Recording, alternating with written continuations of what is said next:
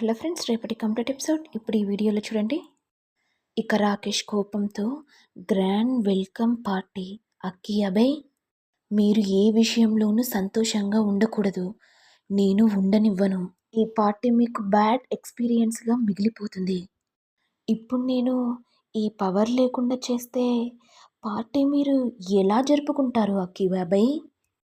మా నాన్న ప్రతీకారం నేను తప్పకుండా తీర్చుకుంటాను.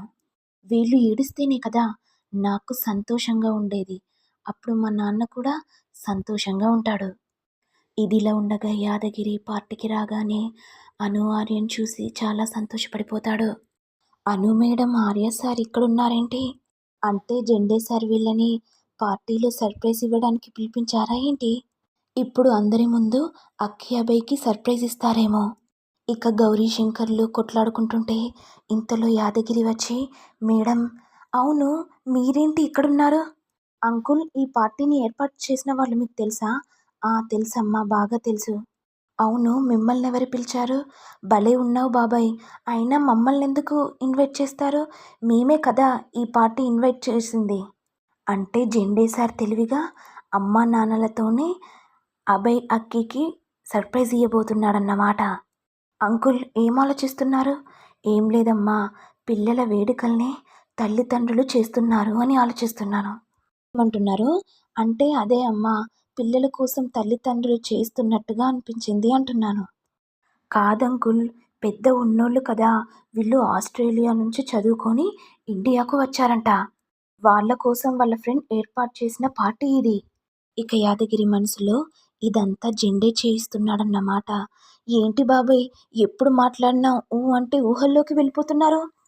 కొంపతీసి తాగి వచ్చారా ఏంటి అంకుల్? తెలిసే వచ్చానమ్మా, కానీ ఇంత సర్ప్రైజ్ ఉంటుందని అనుకోలేదు.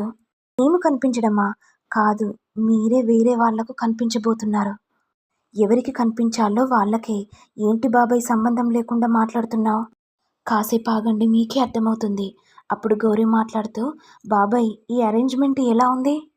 చాలా బాగుంది మేడం, చూస్తుంటేనే మనసు నిండిపోయింది. ఏంటి మేడం సార్ అక్కి అభయ్ దగ్గరికి వెళ్ళిపోతున్నారేంటి? జెండే సార్ సర్ప్రైజ్ ఇవ్వాలనుకుంటున్నారు కదా, ఎలాగైనా సరే జెండే సార్కి ఈ విషయం చెప్పాలి. ఇక యాదగిరి జెండే దగ్గరికి వెళ్ళి, సార్ ఒకసారి అటు చూడండి. అను మేడం, ఆర్య సార్ పిల్లల దగ్గరికి వెళ్తున్నారు. అసలు వీళ్ళెందుకు ఇక్కడికి వచ్చారు? అసలు ఇక్కడికి రావడం అంటున్నారేంటి సార్? వీళ్ళే కదా ఆర్గనైజ్ చేసింది ఈవెంట్స్. అవునా? అవును సార్, ఈ విషయం మీకు తెలీదా? తెలిస్తే ఎప్పుడూ ఆపేసేవాడిని నేను. ఇదంతా అక్కి ఫ్రెండ్స్ చేశారు కదా పార్టీ. నేను ఇంకా పిల్లల్ని, మేడం సార్ని కలవడానికి మీరే ఇలా సర్ప్రైజ్ చేశారు అనుకున్నాను. సార్, మనం వెంటనే వెళ్ళి ఆపేద్దాం. ఇక జెండే అను ఆర్య దగ్గరికి వెళ్ళగానే, ఏంటి సార్ మీరు కూడా ఇక్కడే ఉన్నారు? ఓహో, అంటే వీళ్ళు మీకు రిలేటివ్స్ అవుతారా? సరే సార్, మేము ఒకసారి వాళ్ళని కలవాలి. వాళ్ళని చూస్తే మాకు కూడా ఈవెంట్స్కి సంబంధించిన ఏమైనా ప్రోగ్రామ్స్ కూడా వస్తాయి కదా సార్. మళ్ళీ కలుద్దాం సార్.